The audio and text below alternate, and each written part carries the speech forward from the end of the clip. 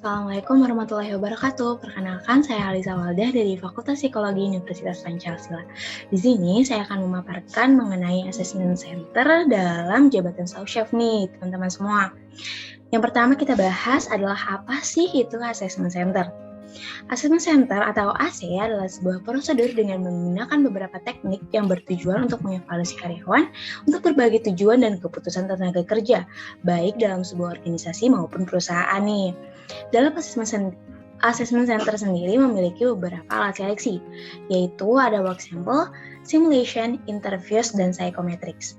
Di dalam work sample berisi role play meeting, analytical and report writing activities. Di simulation digunakan untuk melihat overt behavior dari seseorang.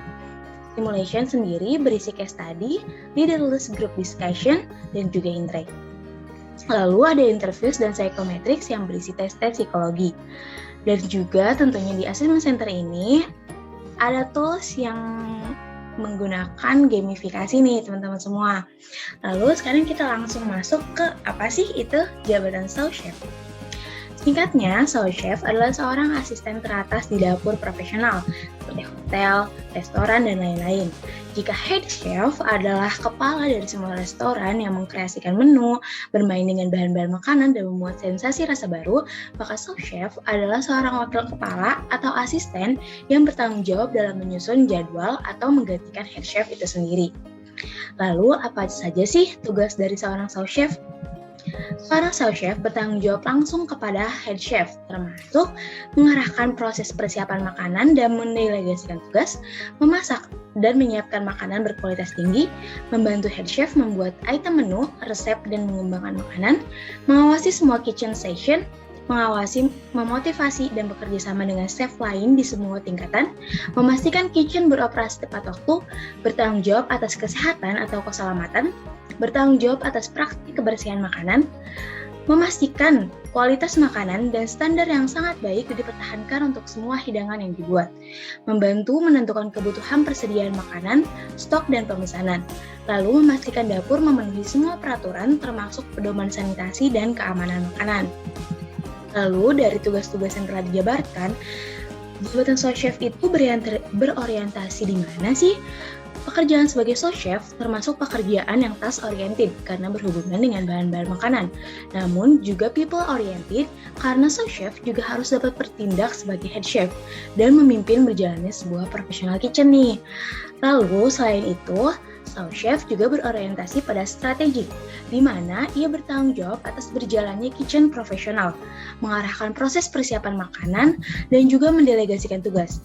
Belum lagi, jika ada sesuatu yang tidak terduga terjadi di dalam kitchen nih teman-teman, maka sous chef juga turut bertanggung jawab dan memikirkan strategi agar kitchen kembali berjalan dengan lancar. Lalu setelah tahu orientasi jabatan sous chef itu ada di mana, tugas-tugas sous chef itu ada di mana, lalu apa sih kompetensi yang harus dimiliki oleh seorang sous chef? Yang pertama, pastinya pengetahuan yang baik dalam semua section kitchen. Yang kedua, kemampuan untuk menghasilkan makanan yang berkualitas baik, komunikasi dan manajemen tim yang baik, lalu detail dalam semua section kitchen, kemampuan beradaptasi terhadap perubahan dan menerima ide-ide baru, kompetensi dalam conceptual thinking, yaitu membuat berbagai alternatif pemecahan masalah. Dan yang terakhir, ada kompetensi dalam planning and organizing, untuk mengorganisasi kegiatan dan sumber daya yang ada, dan untuk memastikan keterlibatan yang aktif. Lalu, setelah kita tahu nih kompetensi apa aja yang ada di sous chef, apa itu sous chef dan tugas-tugasnya, maka kita masuk ke apa aja sih tools dalam assessment center yang dapat mengukur jabatan sous chef ini. Yang pertama ada case study. Dalam case study, berisi gambaran utuh perusahaan dan gambaran situasi nyata yang telah terjadi. Dalam case study, kita dapat melihat bagaimana seorang sous chef memutuskan sifat masalah dari gambaran tersebut, signifikansi serta solusi apa yang dapat diberikan oleh sous chef. Hal ini dilakukan karena sous chef dapat bertindak untuk menggantikan head chef dalam sebuah professional kitchen. Maka sous chef bertindak bagaimana signifikansi, sifat masalah, dan solusi yang dapat diberikan. Karena dalam sebuah kitchen tidak selalu tentunya ya mulus prosesnya, ada saja hal-hal atau bahkan kecelakaan yang terjadi dalam sebuah professional kitchen. Tools yang kedua yaitu intake. Dalam tools ini, para peserta menganalisis sejumlah masalah dalam item in tray. Jabatan sous chef membutuhkan tools ini dalam mengukur kompetensi, karena sous chef juga bertanggung jawab atas jadwal head chef. Stok bahan makanan dalam kitchen, pemesanan, item menu, dan apalagi jika terjadi kecelakaan atau tamu penting yang akan datang ke restoran atau hotel. Lalu, yang biasanya sous chef akan mengecek itu semua untuk diteruskan kepada head chef dan membantu head chef dalam penyelesaiannya. Dalam in-tray, sous chef akan menganalisis masalah, menentukan derajat relevansi, dan prioritas untuk semua item in-tray. Yang ketiga, ada Leaderless Group Discussion atau LGD. Seorang sous chef juga bertindak sebagai pemimpin, maka tentunya harus ada tools LGD untuk mengukur hal tersebut.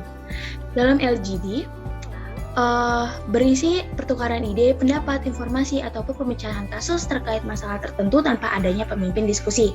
LGD dapat memperlihatkan kompetensi seorang sous chef dengan menggali calon sous chef dan memperlihatkan kemampuan kepemimpinan, bagaimana cara berkomunikasi, bagaimana kemampuan kerjasamanya, dan stabilitas emosi calon sous chef dalam suatu diskusi. Yang terakhir, yaitu ada gamifikasi. Bagi saya, akan baik jika assessment center untuk sous chef salah satu toolsnya menggunakan gamifikasi.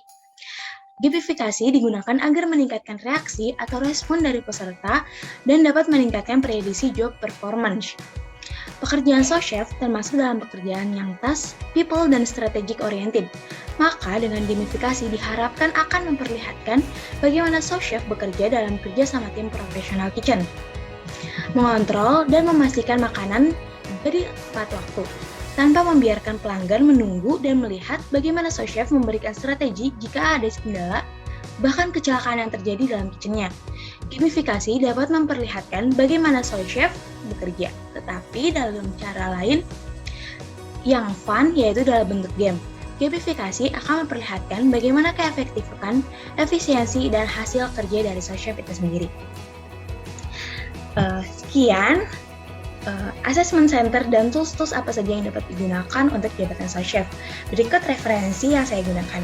Terima kasih, kurang lebihnya mohon maaf. Wassalamualaikum warahmatullahi wabarakatuh.